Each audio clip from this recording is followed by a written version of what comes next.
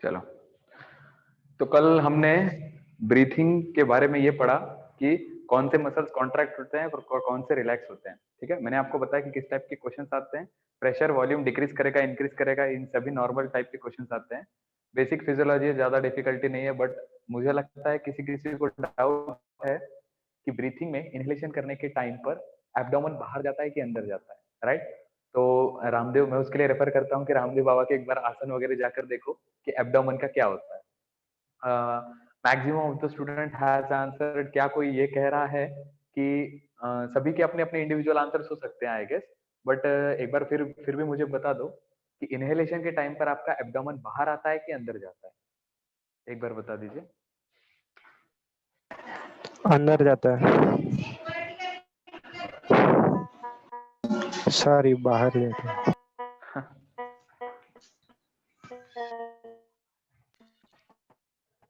बाहर जाते हैं। You are still confused. You are still confused, right. Confusion है अभी भी कि कैसा? देखो, अगर जनरलाइजेशन बोलता हूँ, कोई कोई स्टमक को स्टिल रखकर भी इनहेलेशन कर सकता है, वो उसका पर्सनल रिव्यू है।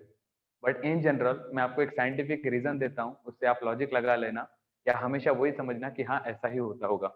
और वो क्या है? इनहेलेशन के टाइम पर डायफ्राम फ्लैट होता है। डायफ्राम अपने एब्डोमेन को प्रेस करता है, एब्डोमिनल ऑर्गन्स को। So what is causing acceleration? क्या वो CO2 का बाहर रहना हमारे बॉडी से, या CO2 का जितना भी अमाउंट है उस अमाउंट को देखकर हमारे बॉडी से CO2 निकलता है? क्या यही रीजन है? नहीं। अगर लॉजिकली देखा जाए तो रीजन कुछ और है। प्लीज माइक ऑफ कर लीजिएगा अपने अपने, राइट। सो इनहेलेशन के लिए कौन रेस्पॉन्सिबल है? डायफ्राम नीचे आता है। डायफ्राम नीचे जाएगा तो एब्डोमिनल ऑर्गन चुप थोड़ी बैठेंगे। अगर देखो, लंग्स का वॉल्यूम पहले इतना है, लंग्स का वॉल्यूम इंक्रीज किया जाता है, और कोई भी चीज का वॉल्यूम जब इंक्रीज किया जाता है ना तो प्रेशर डिक्रीज होता है। चलो इसको समझते हैं। अगर एक बलून है, ठीक है, बलून है, बलून का वॉल्यूम, बलून पूरा भरा हुआ है, बलून पूरा भरा हुआ है सपोज करके, चलो we have to assume that volume और प्रेशर का इनवर्स रिलेशनशिप है या नहीं है। ठीक है, अकॉर्डिंग टू एक लॉ है, बॉयल्स लॉ, उसके हिसाब से अगर बलून भरा है और बलून के अंदर की एयर बाहर जाना चाह रही है तो अंदर का प्रेशर क्या रहना चाहिए? whenever the volume will decrease, the pressure will increase। Volume decrease होने का मतलब क्या, या तात्पर्य क्या सर? बलून के एयर की, बलून के अंदर जितनी भी एयर होगी वो एयर अगर बाहर निकलना चाहेगी तो एयर मतलब वॉल्यूम, जितना भी एयर भरी है, मानकर चलो इतना एयर भरी है, तो इतना एयर भरी है मतलब बलून के अंदर इतना वॉल्यूम है। अगर ये बलून के अंदर की पूरी एयर को बाहर जाना है तो बलून का वॉल्यूम डिक्रीज करना पड़ेगा। वॉल्यूम डिक्रीज होगा, बट जैसे बलून से एयर बाहर रश करती है तो क्या आपको विजलिंग लाइक साउंड नहीं आता? ऐसे फुस से आवाज, एयर बाहर निकलेगी। तो अगर बलून से एयर बाहर निकल रही है तो एक प्रेशर तो आपको महसूस होगा ना, हाँ एयर बाहर निकल रही है। बचपन में आप करते होंगे, फुगाने के बाद ऐसे गाल पर हवा मारने के लिए पहले बलून को फुगा लिया, फिर गाल पर एयर, बलून से पूरी एयर निकलवा कर आप अपने गाल पर मारते होंगे, राइट। सो बहुत तेजी से प्रेशर आता है तो हमको अच्छा फील होता है। तो तेजी से बलून का जब प्रेशर आ रहा है बलून के अंदर के एयर का, तब असलियत में सोचो बलून का क्या हो रहा है? वॉल्यूम डिक्रीज हो रहा है। सेम एग्जैक्टली आप लंग्स को अप्लाई करो, राइट। अब उसका अपोजिट स्टेटमेंट देख लेना। अगर आप, बलून फूगा हुआ नहीं है, अब आप उसको एयर, उसमें एयर इनपुट कर रहे हो, तो बलून का क्या इंक्रीज हो रहा है? वॉल्यूम। कितना उसमें वॉल्यूम अकोमोडेट हो सकता है? Volume of the gas present in the balloon is increasing, but indirectly उसका प्रेशर क्या हो रहा है? बाहर प्रेशर ज्यादा है, इसलिए लो प्रेशर पर आप एयर डाल पा रहे हो। ठीक है, जब बलून पूरा फिल्ड अप हो जाता है तब भी आप उसमें प्रेशर डालो तब तो फूट जाएगा। Definitely yes. तो हर एक बलून का एक प्रेशर होता है कि मैं इतना प्रेशर झेल सकता हूँ, बस उसके वॉल्यूम के हिसाब से। So volume and pressure are inversely proportional. चलो यही कॉन्सेप्ट हम लंग्स पे अप्लाई करके देखते हैं, क्या लंग्स में भी वॉल्यूम और प्रेशर एग्जैक्टली अपोजिट है? तो देखना, अगर मैं सांस नहीं लिया हूं या अभी इनहेलेशन कर रहा हूं, इनहेलेशन कर रहा हूं का मतलब ये है मेरे लंग्स में ज्यादा वॉल्यूम ऑफ एयर नहीं है, करेक्ट। इसलिए तो इनहेलेशन करूंगा। So volume of air present in my lungs is not sufficient, so I am increasing my volume of the lungs. मैं अपने लंग्स का वॉल्यूम इंक्रीज करूंगा, और इसके लिए मुझे दो मसल सपोर्ट करती हैं। एक मेरी बॉडी वॉल और रिब केज के साथ जुड़ी हुई एक्सटर्नल इंटरकोस्टल मसल और मेरे लंग्स के नीचे तरफ ज्वाइंट हुई डायफ्राम की फ्रेनिक मसल। ये दोनों मसल्स है जो मेरे लंग्स का वॉल्यूम बढ़ाने में मुझे मदद करती है। ठीक है, तो अगर लंग्स का वॉल्यूम बढ़ाना है तो प्रेशर क्या होगा? ठीक है, प्रेशर अगर वॉल्यूम बढ़ रहा है मतलब प्रेशर घट रहा है। प्रेशर घट रहा है इन द सेंस, अच्छे से समझ लो इस टॉपिक को, बाहर के रेस्पेक्ट में अंदर का प्रेशर बैक टू नॉर्मल हो रहा है, घट रहा है। ठीक है ना? सो अगर लंग्स का वॉल्यूम नॉर्मल है, अब मुझे लंग्स का वॉल्यूम बढ़ाना है, एक्सचेंज करना है, गैसेस एक्सचेंज के लिए मुझे बाहर से एयर चाहिए, तो मैं इनहेल करूंगा। ठीक है, अब मैं जब भी इनहेल करूंगा, एयर को अंदर रश करूंगा, तो मेरी लंग्स का वॉल्यूम इनडायरेक्टली इंक्रीज होगा by the two muscles EICM and phrenic muscle. तो ईआईसीएम इस तरफ से और फ्रेनिक मसल नीचे तरफ से। इस तरीके से जब ये दोनों भी एंटी अपोजिट दोनों एक दूसरे के इस तरह जाएंगे तो लंग्स का वॉल्यूम क्या हो जाएगा? लंग्स फूल जाएगी, और लंग्स जैसे ही फूल जाएगी एयर अंदर रश करेगी। सो मेरे लंग्स का वॉल्यूम इंक्रीज हो गया। बट इस वक्त आप अगर ये सोच रहे हो प्रेशर भी साथ साथ में इंक्रीज होगा, नहीं। प्रेशर पहले लंग्स में था ज्यादा, कब? जब एक्सेलेशन करना था। तो सिंपल इज दैट, आप बलून को दबा रहे हो, एयर बाहर निकलती है। एयर कैसे निकलती है? प्रेशर से निकलती है। मतलब बलून के अंदर आप प्रेशर लगा रहे हो तब जाकर एयर बाहर निकलेगी। ठीक, ये प्रेशर और वॉल्यूम पर सवाल आता है। तो बलून को आप दबाओगे तो एयर बाहर निकलेगी, लंग्स को आप दबाओगे तो एयर बाहर निकलेगी। Means air always rush from its higher pressure to its lower pressure और from its higher pressure to its lower pressure. दोनों भी जगह प्रेशर का डिफरेंस होगा। तो व्हेन वी आर इनहेलिंग, सवाल जब हम इनहेल कर रहे हैं तो प्रेशर कहाँ ज्यादा होना चाहिए? एटमॉस्फेयर में, हायर प्रेशर से लोअर प्रेशर। जब आप बलून भर रहे हो तब प्रेशर एयर का कहाँ ज्यादा रहना चाहिए? आपके माउथ में, या जिस गैस सिलेंडर से आप बलून को भर रहे हो उस गैस सिलेंडर में एयर का प्रेशर ज्यादा रहना चाहिए as compared to the balloon, तभी आप बलून के अंदर एयर भर पाओगे। करेक्ट? इमेजिन, खुद ही इमेजिन कर लो, बलून हमारे अंदर एयर भर रहा है, how it is possible? Balloon के अंदर कोई एयर का मशीन या कुछ प्रेशर जनरेटिंग फैक्टर तो है नहीं। तो whenever you are feeling, मैं तो बलून से याद करता हूँ, आपको सिंपल बोल रहा हूँ, बलून के ट्रिक से याद कर लो लंग्स का प्रेशर और वॉल्यूम कैसा चेंजेस होता है। तो बलून को फिलअप करने के लिए प्रेशर कहाँ ज्यादा रहना चाहिए? बाहर। और जब बलून को फिलअप करोगे तब उसका वॉल्यूम कैसा है? जब फिलअप कर रहे हो तब उसका वॉल्यूम छोटा है, वॉल्यूम उसका कुछ भी नहीं है। Okay, volume is negligible, pressure उसमें इंक्रीज करना है। ठीक है, तो प्रेशर इंक्रीज करना है, तो जैसे जैसे वॉल्यूम बढ़ेगा अब वो बलून क्या बोलेगा? अरे मेरे पास प्रेशर धीरे धीरे क्या हो रहा है, पहले मेरे पास प्रेशर की कमी थी, अब धीरे धीरे प्रेशर डेवलप हो रहा है। कहीं ना कहीं वॉल्यूम और प्रेशर इनवर्सली प्रोपोर्शनल है दोनों। ठीक है, अब जैसे जैसे लंग्स एक्सपांड होगी, लंग्स के अंदर एयर भरती चली जाएगी, मीन्स वॉल्यूम इंक्रीज होगा, तो वो क्या बोलेगा? मेरा प्रेशर डिक्रीज हो रहा है। अब उल्टा, जब एक्सहेलेशन करोगे तो लंग्स दबेगी, लंग्स दबेगी मतलब लंग्स का वॉल्यूम कम हो रहा है, लंग्स का वॉल्यूम कम हो रहा है मतलब एयर का प्रेशर इंक्रीज हो रहा है। So who is supporting to increase the volume of the lungs? Answer is EICM, phrenic muscle. चर्चा करते हैं इसकी, PM, not प्राइम मिनिस्टर है, फ्रेनिक मसल। इसकी बात की जाए तो ये फ्रेनिक मसल डायफ्राम से अटैच्ड है। अब देखो एक कॉन्सेप्ट इंपॉर्टेंट, इनहेलेशन के लिए EICM और फ्रेनिक मसल रिस्पॉन्सिबल है, एक्सहेलेशन के लिए कौन रिस्पॉन्सिबल है? देखो अच्छे से, अगर आप ट्रेन में चढ़ने के लिए किसी को दबा रहे हो, आपने उसको दबाकर ट्रेन में घुस तो गए, तो मुझे ये समझ गया कि how you entered inside the train, you pressed some another person, then only you are able to enter inside the train. ठीक है, इससे क्या लॉजिक है सर?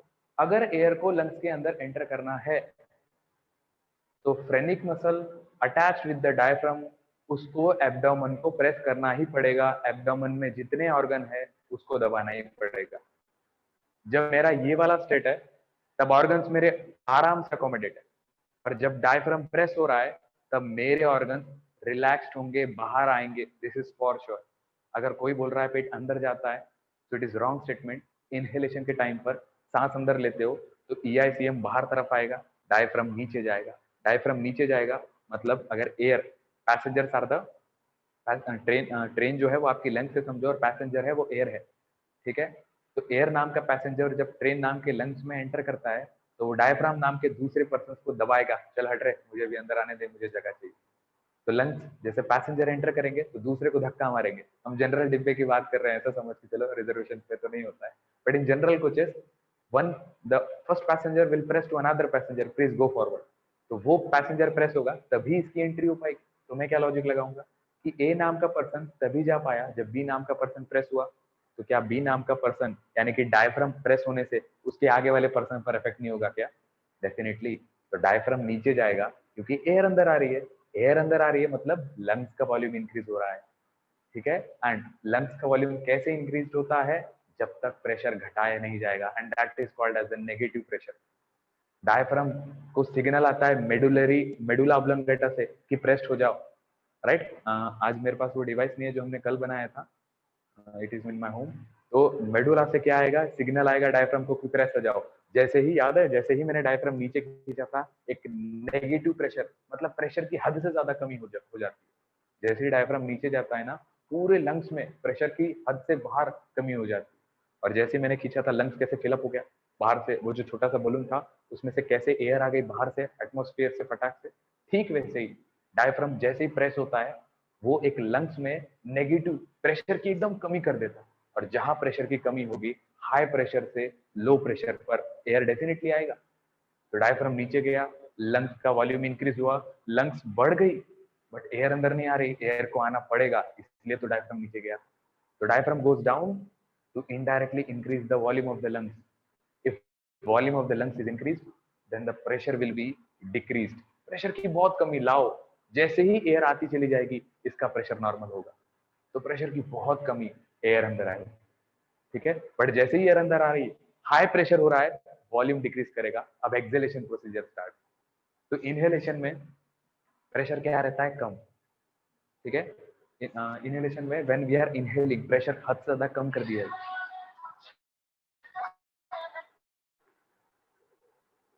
राइट। सो इनहेलेशन में क्या होता है, प्रेशर की कमी हो जाती है और वॉल्यूम बढ़ा दिया जाता है। ये स्टेटमेंट आपको हम लिखेंगे अभी टैबुलर फॉर्म में, राइट। सो और एक कॉन्सेप्ट सुन लो अच्छे से। डायफ्राम नीचे जा रहा है, पैसेंजर ट्रेन में गया, ए बी सी मानकर चलते हैं, 3 पैसेंजर है, ठीक है, ए बी सी। सी वाला जो पैसेंजर है वो एब्डोमेन है, बी वाला जो पैसेंजर है वो डायफ्राम है, ठीक है। और ए से आया एयर। एयर जब भी एंटर, ए नाम का पैसेंजर जब भी ट्रेन में एंटर करेगा, बी नाम के पैसेंजर्स को धक्का देगा, और बी नाम का पैसेंजर सी नाम के पैसेंजर्स को बोलेगा चल बाहर जा, जगह दे हमको, वो उधर से धक्का मार रहा है तो उधर से, ठीक है।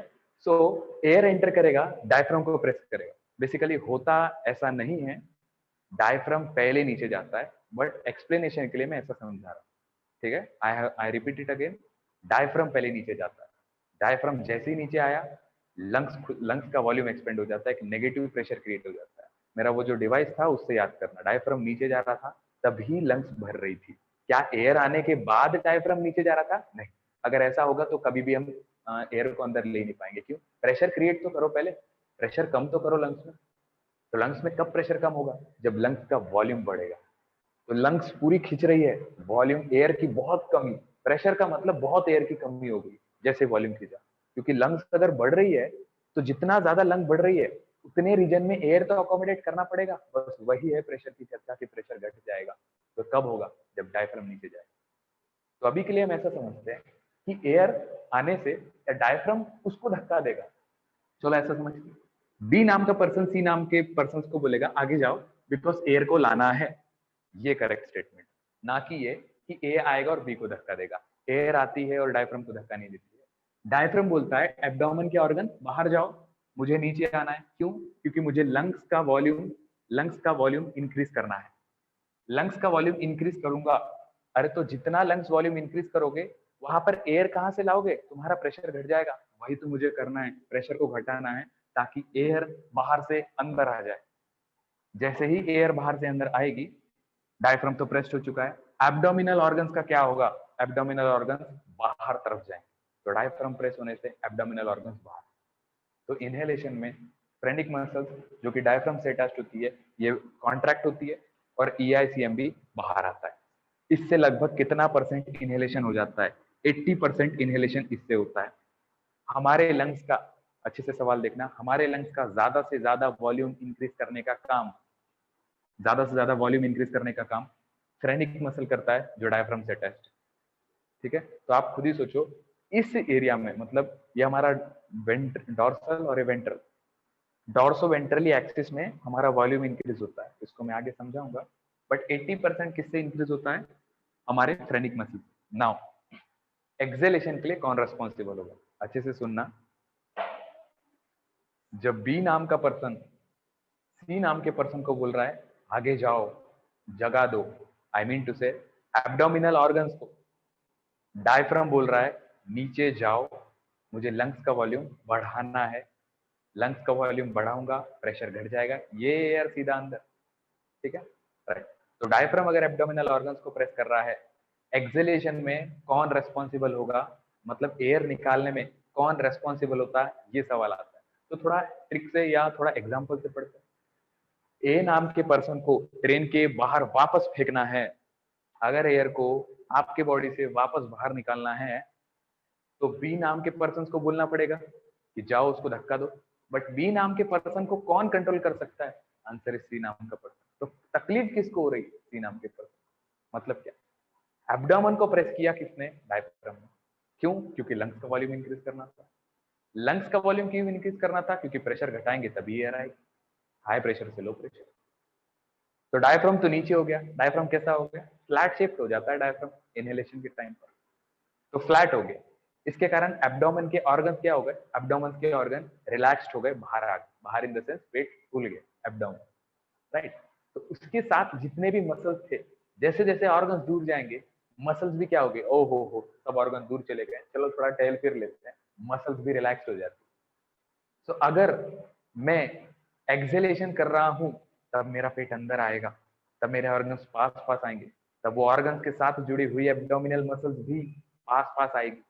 तो एब्डोमिनल मसल्स कॉन्ट्रैक्टेड स्टेट में जाएगी जब एक्सेलेशन होगा। ये सवाल आता है, कॉन्ट्रैक्शन होगा उसका। क्यों?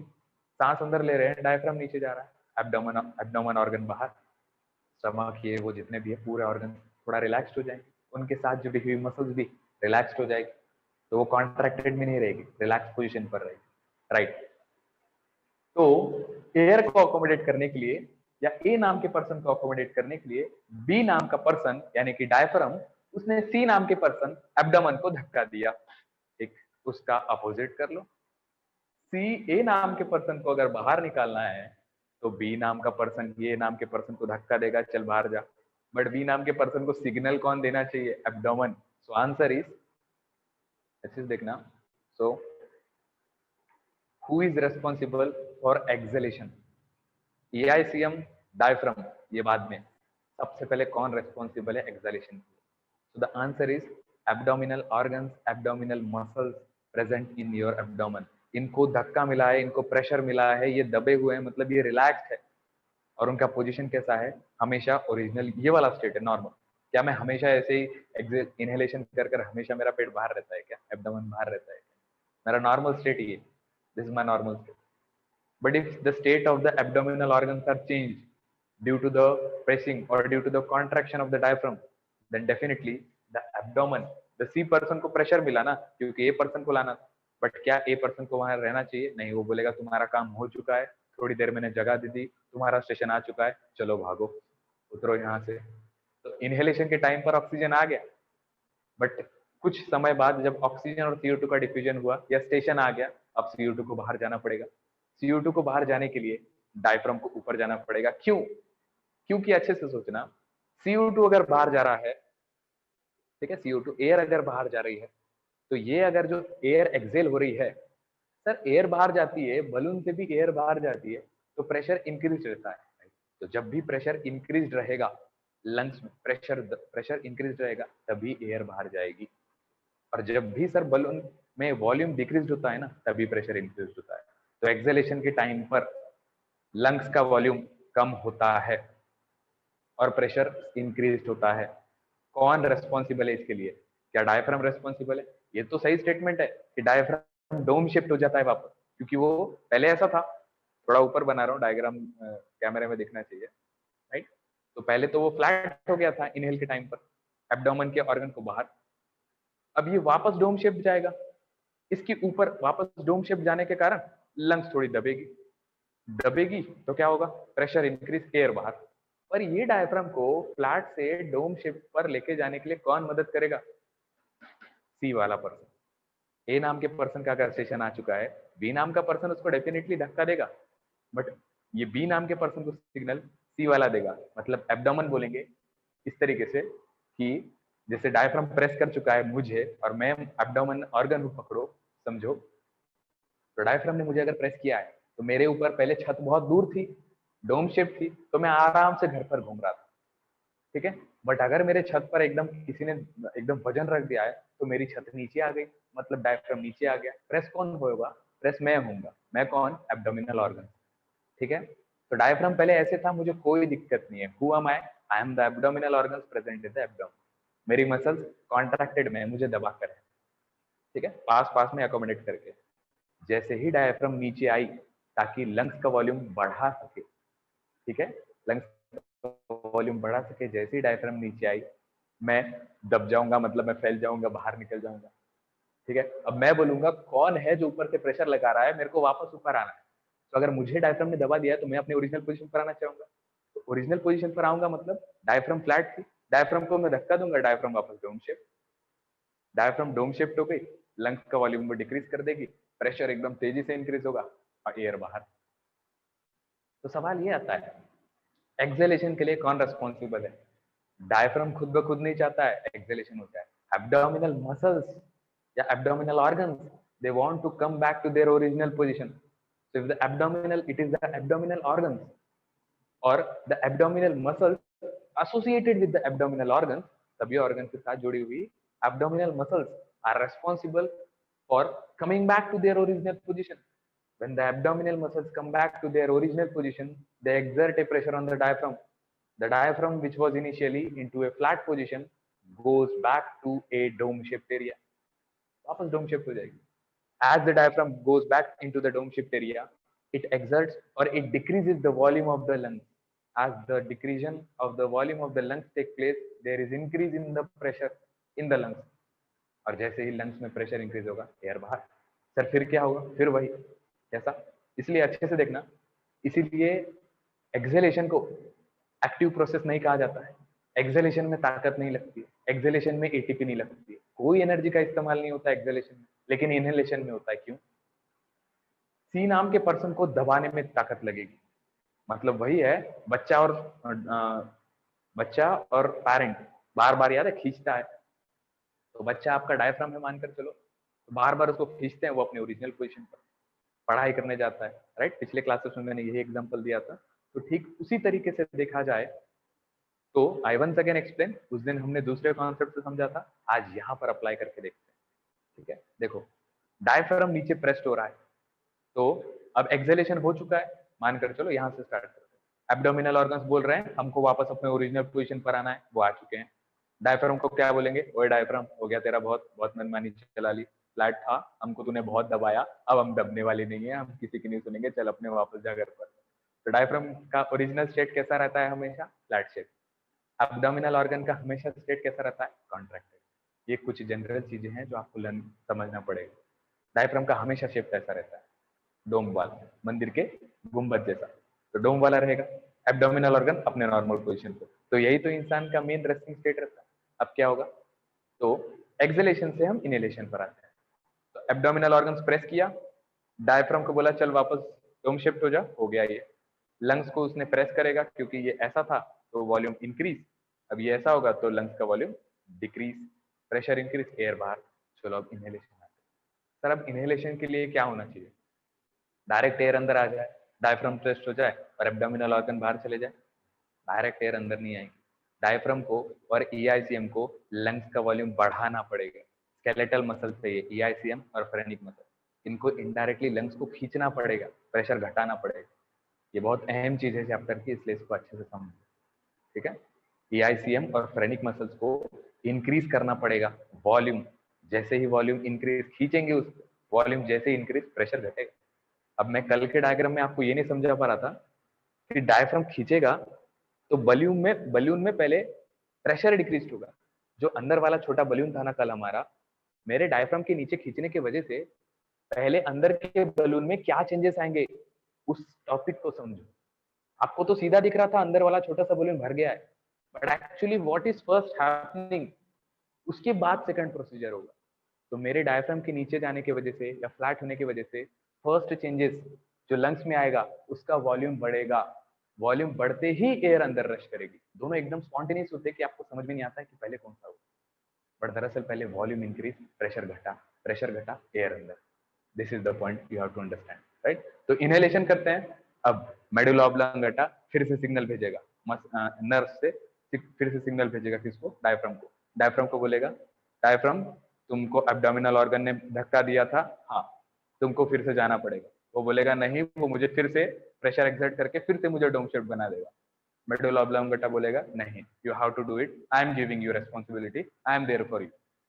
Always we point out whenever there is a problem, we will point out to whom, God is there। इसी तरीके से डायफ्राम क्या सोचेगा, हाँ मेडुला ऑब्लांगेटा ऊपर बैठा है, वो मुझे सिग्नल दे रहा है, वो मुझे इंटीमेशन दे रहा है कि चलो काम करो। तो डायफ्राम के लिए ऊपर वाला मतलब मेडुला ऑब्लांगेटा। तो मेडुला ऑब्लांगेटा इनवॉलंटरी कंट्रोल करता है फंक्शन, तो डायफ्राम के लिए ऊपर वाला मतलब मेडुला ऑब्लांगेटा, वो मेडुला ऑब्लांगेटा की बात सुनता है, ठीक है, राइट। और सेरेब्रम की भी, अगर वॉलंटरी है तो cerebrum. So the diaphragm listens to the involuntary actions shown by the medulla oblongata, and the diaphragm again goes to contracted position. Contracted means flat position. As it goes to flat position, again what happens with the abdominal organs? The abdominal organs or the abdominal muscles will relax. As the abdominal volume relaxes, the diaphragm press flat, abdominal organs relax, muscles relax, increase in volume of lungs, decrease in the pressure of the lungs, air rushes inside। फिर क्या sir, फिर वही कहानी, abdominal organ सी नाम का बंदर बोलेगा या सी नाम का एब्डोमन जिसको धक्का दिया था ए नाम के पर्सन को अकोमोडेट करने के लिए, ए नाम के पर्सन को अकोमोडेट करने के लिए बी नाम के डायफ्राम ने सी नाम के एब्डोमन को धक्का दिया था, चल अंदर जा। ये बोलेगा नहीं, चलो स्टेशन आ चुका है, CO2 एक्सेल करना है, एयर एक्सेल करना है, वापस आऊंगा। तो एब्डोमिनल ऑर्गन्स प्रेस, डायफ्राम फिर से ऊपर, डायफ्राम ऊपर, लंग्स श्रिंक होना चाहेगी, जैसे ही वॉल्यूम डिक्रीज होगा प्रेशर इंक्रीज होगा, प्रेशर इंक्रीज होगा, एयर बाहर। Is your concept somewhat clear?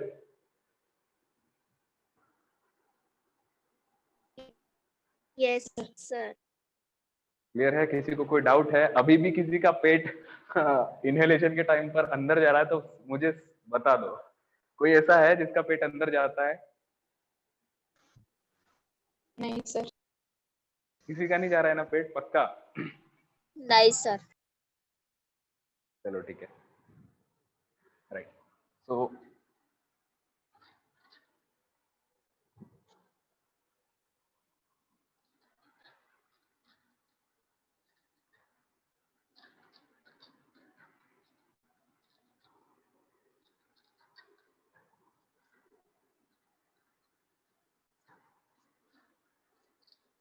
Let's differentiate between inhalation and exhalation.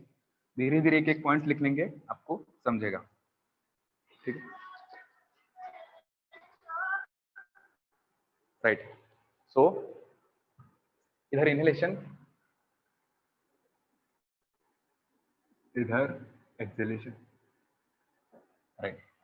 So first point जो हमको पढ़ना है कि इसमें क्या चेंजेस होंगे, the changes that will take place in the sternum. Sternum outward आएगा, बाहर आएगा, सब चीज हमको पढ़ना पड़ेगा। So first of all inhalation के लिए मैं क्या कहूँ, it is the breathing in air rich with oxygen. तो इनहेलेशन क्या है, ब्रीथिंग करना, एयर को ब्रीथ करना, CO2 और इसको नहीं, ठीक है। देखो थोड़ा आगे जाकर आपको एक बात समझेगी। आपने ये पिक्चर देखी है क्या,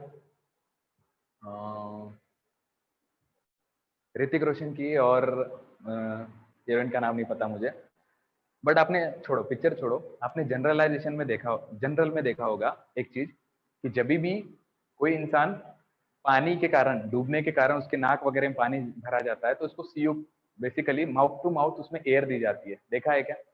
उसके माउथ को ऐसे, माउथ के थ्रू एयर भरी जाती है उसके अंदर। हाँ सर। देखा है? तो फिर एक सवाल का जवाब दो, जब हम CO2 एक्सेल करते हैं तो उसके माउथ में एयर देने की वजह से वो जिंदा क्यों होता है? फिर तो हम और उसके माउथ में CO2 इंक्रीज कर रहे हैं, बट तब भी वो खड़ा हो जाता है, तब भी वो अलाइव हो जाता है। क्वेश्चन अराइजेस, हाँ, if the drowning take place, अगर एक इंसान या कोई व्यक्ति पानी में प्रेजेंस के कारण अगर उसके लंग्स में पानी वगैरह भर जाता है, राइट, अगर एयर नहीं ब्रीथ कर पा रहा है, सांस नहीं ले पा रहा है, तो हम क्या करते हैं, एक तो ये वाला प्रेशर जनरेट करने की कोशिश करते हैं, हम उसका एब्डोमेन प्रेस करेंगे।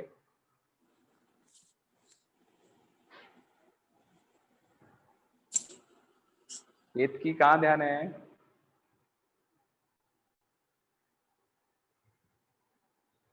केतकी की मम्मी ने चाय बिस्किट बनाई है लगता। केतकी इधर ध्यान दो। गलती से इतना चालू रह गया। हाँ ठीक है, राइट। सो अगर एक व्यक्ति घूमने जा रहा है स्विमिंग पूल में और उसके नाक वगैरह में पानी चला गया है, तो देन ऑल्सो दूसरा पर्सन आता है और बोलता है अरे डूब गया, चलो उसको बचाते हैं। तो दो प्रोसीजर करते हैं। पहला प्रोसीजर क्या करेंगे, ठीक है, तो पहला फर्स्ट प्रोसीजर विल बी उसके एब्डोमेन को प्रेस करते हैं, चेस्ट को प्रेस नहीं करते हैं, एब्डोमेन को करते हैं। एब्डोमेन को प्रेस करने की वजह से क्या होता है, नेगेटिव प्रेशर जनरेट होता है। ये बहुत लॉजिकल कॉन्सेप्ट है। आप सोचो इनहेलेशन में क्या होना चाहिए था, या एक्सहेलेशन में, सांस लेने की प्रक्रिया। अब वाटर अगर फिलअप हो चुका है, वाटर को बाहर जाना है, वाटर को बाहर जाना है मतलब अंदर से प्रेशर जनरेट होना चाहिए। अंदर से प्रेशर कब जनरेट होगा, जब वॉल्यूम डिक्रीज होगा, और लंग्स का वॉल्यूम तो तब डिक्रीज होगा जब डायफ्राम डोम वापस डोम शिफ्ट पर आएगा। इसका मतलब एब्डोमिनल ऑर्गन्स को प्रेस करते हैं तो डायफ्राम वापस डोम शिफ्ट जाएगा, डायफ्राम वापस डोम शिफ्ट जाएगा तो लंग्स को डिक्रीज करेगा। लंग्स को डिक्रीज करेगा तो जितना आपके पाथवे में वाटर या कुछ फिल्डअप है वो रश करके बाहर निकलेगा, और जिसके कारण फिर से आपका ब्रीथिंग का मैकेनिज्म स्टार्ट होने की प्रोबेबिलिटी रहती है। तो this is how pressure is created. ये बहुत डेप्थ कॉन्सेप्ट है, मैंने छोटी सी चीज से समझाया, कभी इलेबोरेट करके आगे समझेंगे। तो नेगेटिव प्रेशर क्रिएट होता है जिसकी वजह से सांस लेना चालू होता है। बट इसको अपार्ट रखें तो ड्रॉनिंग होने के बाद उस पर्सन को माउथ टू माउथ एयर भी दी जाती है। सर मैं एक्सेल कर रहा हूं, अगर मैं मेरे माउथ से एयर निकाल रहा हूं तो सर तो CO2 है, तो इसका मतलब सर मैं जो डूबने के कारण जो बेहोश पड़ा है उसके माउथ में मैं CO2 इनपुट कर रहा हूँ, तो सर इसकी वजह से तो उसके लंग्स में CO2 जाएगा, तो फिर ब्लड में भी CO2 जाएगा, तो फिर ये जिंदा होगा ही नहीं, बिकॉज इनहेलेशन कर रहा हूँ मैं, एक तरीके का इनहेलेशन दे रहा हूँ उसको, और उसमें तो मैं उसके माउथ में CO2 इनपुट कर रहा हूँ। तो इसको आने वाले क्लासेस में अच्छे से डिटेल में एक्सप्लेन करेंगे, आपको खुद ही समझेगा कि क्यों हम सिर्फ CO2 एक्सेल नहीं करते हैं, हमारे एयर के थ्रू में ऑक्सीजन भी बाहर निकलता है। मैं आपको एक एक्सपेरिमेंट करके दिखाऊंगा कि आप फूकोगे तब भी कुछ ऐसी चीज होती है कि CO2 नहीं, साथ में O2 भी निकलता है। ठीक, तो फिलहाल के लिए कभी भी इनहेलेशन में ऑक्सीजन ही बाहर निकलता है, हाँ, ऑक्सीजन ही अंदर जाता है, सही स्टेटमेंट नहीं। एक्सेलेशन में CO2 ही बाहर जाता है, सही नहीं है। ठीक है, तो इनहेलेशन में ब्रीथिंग होती है, ब्रीथिंग इन एयर, एयर को अंदर लाया जाता है, पर उस एयर में सबसे ज्यादा मात्रा ऑक्सीजन की होती है। सिर्फ ऑक्सीजन होती है, गलत है। एक्सेलेशन में ब्रीथिंग होती है, एयर को बाहर निकाला जाता है, उस एयर में CO2 की मात्रा हो सकती है ज्यादा पर सिर्फ CO2 रहता है, ये गलत है। क्योंकि हमने देखा माउथ टू माउथ उसको दिया तो वो व्यक्ति जिंदा होता है, इसका मतलब हमने उसके माउथ में CO2 के बजाय ऑक्सीजन भी इनपुट किया, ऑक्सीजन भी इनहेल करवाया उसको, तभी तो वो खड़ा हुआ। Getting? So what is inhalation? Inhalation is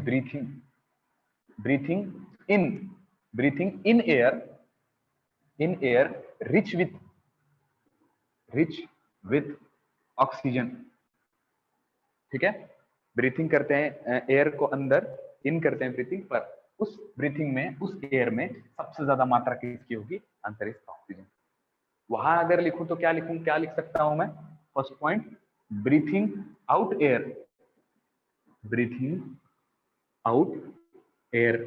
rich with, I hope आपको दिख रहा होगा, नहीं इसके बाहर नहीं दिख रहा है, रिच विथ CO2। इसका डाउट मैं बाद में क्लियर करूंगा, क्योंकि कुछ प्रेशर की टर्मिनोलॉजी है जो हमको समझना पड़ेगा, उसके बाद ही समझेगा कि क्यों हम ऑक्सीजन भी एक्सेल करते हैं। ठीक,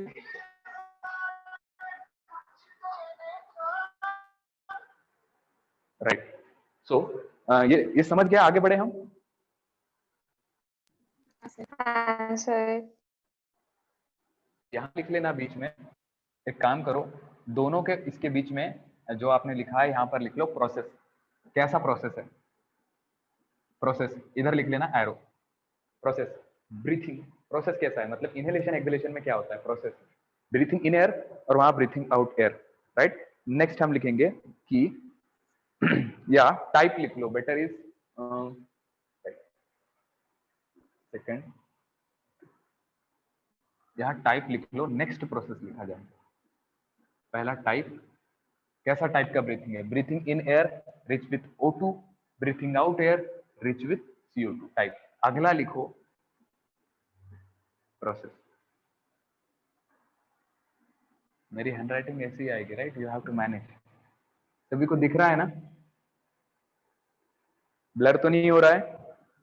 हाँ सर दिख रहा। चलो, तो ये कैसा प्रोसेस है? एब्डोमेन को, डायफ्राम को प्रेस करने के लिए एनर्जी लगती है, डायफ्राम को वापस लाने में एनर्जी नहीं लगती है। बी नाम का पर्सन देखा जाए ट्रेन में, तो बी नाम के पर्सन को ताकत लगती है धक्का देने में, ठीक है। या डायफ्राम को प्रेशर लगता है डोम शेप से फ्लैट ले जाने के लिए, बट क्या फ्लैट से वापस डोम शेप पर ले जाने के लिए प्रेशर लगता है? नहीं। आप अगर डेफिनेटली आप अगर एक बॉल को विंडो के तरफ या दीवार की तरफ थ्रो करोगे, आपको उसमें प्रेशर लगेगा, ठीक है।